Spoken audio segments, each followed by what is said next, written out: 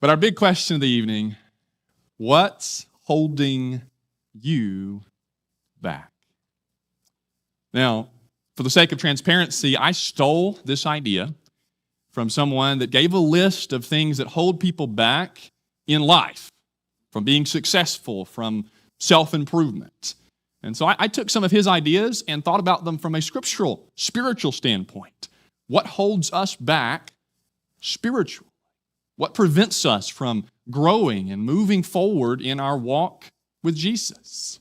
There's a lot of answers to that question, and you could make it personal, and yours would be personal to you, and you could look back in your life on things that have held you back moving forward. But here are 6, and we're going to do these very overview, but 6 for the evening, things that hold us back or can hold us back from spiritual improvement. Here's the first one. It's a lack of courage. Here, I go to 2 Timothy chapter 1.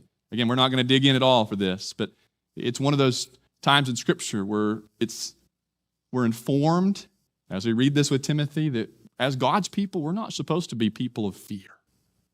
But fear holds us back.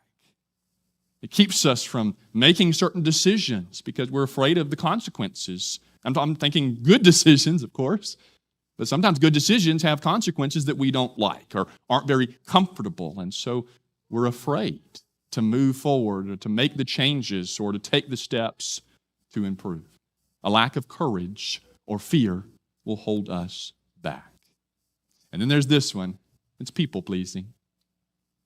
If we are so concerned about what other people think of us, how they feel about us, what they're going to say about us, and you see how some of these flow together.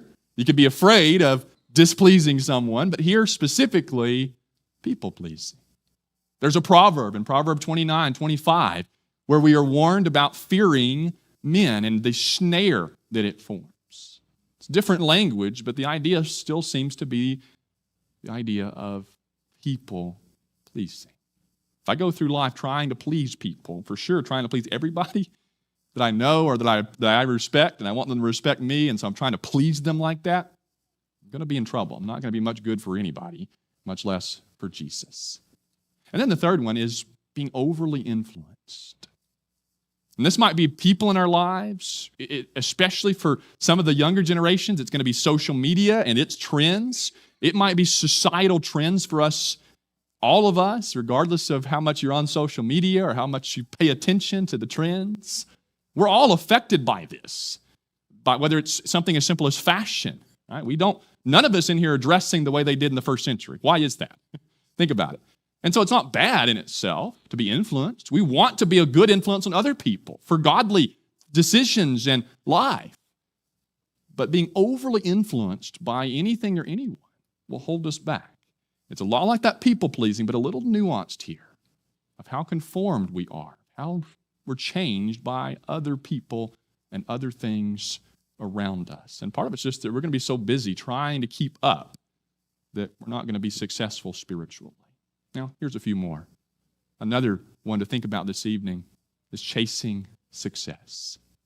And this might be chasing the almighty dollar. It might be the career ladder. It might be the achievement and accomplishments and the legacy. We're so concerned about all of that. We could say overly influenced. We could say overly concerned about some things in life.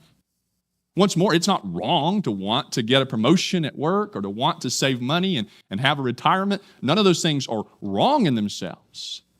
It's more they hold us back when they take over. It's that word chasing. That's the key word, isn't it? It's not the success and wanting to be successful as much as it is about chasing it. I've got to have it. And then doing it all. And you could put this one in totally back in a spiritual and a church setting. Did you know it's possible to take the servant-mindedness and twist it, pervert it to where we try to do everything for everybody? This could connect well from Sunday evening with the idea of delegating. There's some similar ideas here. But if I'm trying to do everything, and sometimes this is because I'm kind of a control freak. I've got to control everything in my circle or sometimes outside of my circle.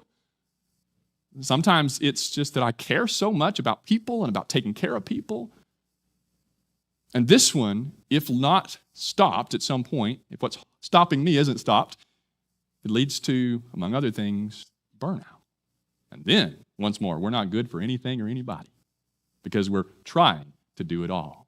This is where Jesus says, come and bring your weary soul to me. And then this last one, a lack of focus. The passage is where we're told to focus on Jesus and his throne, heavenly things, not earthly things. You go through life without focus in general, without an aim, you're going to be in trouble. But you put that in a spiritual setting.